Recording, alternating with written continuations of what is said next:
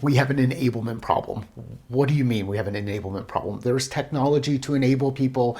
There's social platforms where we can communicate with each other and enable us to go deeper into our thoughts or maybe break through some of our thoughts. There are a number of different ways that we can enable folks, but the enablement problem is that we're not designing intentionally. We're not designing intentionally. We're just going through the process and we're doing things. So from an enablement perspective, when we think about customer enablement, how do we enable our customers to do the things that they want to do? One, we have to understand where they want to go. So let's say this is the end state.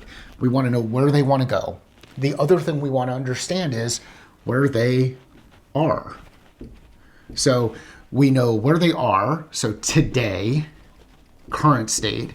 We know where they want to be, end state, so that they can move to the next level. And if you remember back when you were a kid, you might have had one of those Hot Wheels racetracks where you put the car on the racetrack and then as the car is moving through, it would get like a power-up thing. It had one of those little battery-operated pieces that would spin around and it would power up. Or if you played Mario Kart, you had power-up things where you'd take the card over to I think they were like blue or purple arrows and they would power up. So how do we find, if we know where people are and we know where they want to be, how can we identify places in the middle here to power them up so that they can speed up and get there quickly?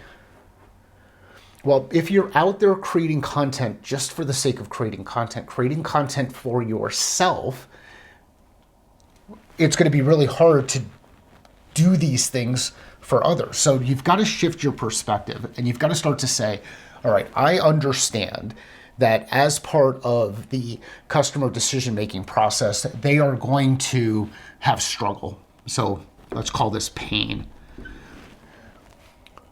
They are going to decide whether or not they want to solve the pain. If the pain is high, they're likely going to be more interested in solving it. If the pain is low, then there are going to be other things that will be prioritized.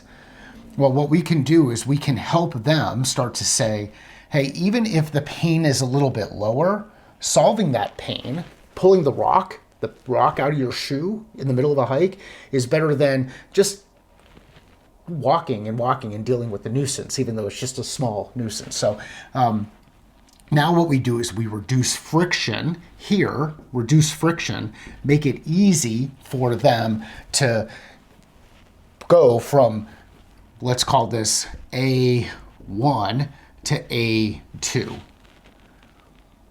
Once they're in A2, then it's important for us to say, okay, well, what's next? Where's the next piece that we need to go? So again, looking at our model, if it's high pain, it may still be high cost, but worth the advancement and moving over. So what does enablement do? Enablement acts as a power up between each of these individual sections to help people get from where they are, A, to where they want to be. Let's call this B, so that they can get to C, D, E, onward. Stop overcomplicating the work that you're doing from a design perspective. Take some time, work with your individual teams, ask some questions, get a whiteboard out, start drawing out pieces of information, and start to identify, based on where people want to go and where they are, what are the steps that are going to get them, and then help them work through that next logical step. This is enablement from a customer perspective.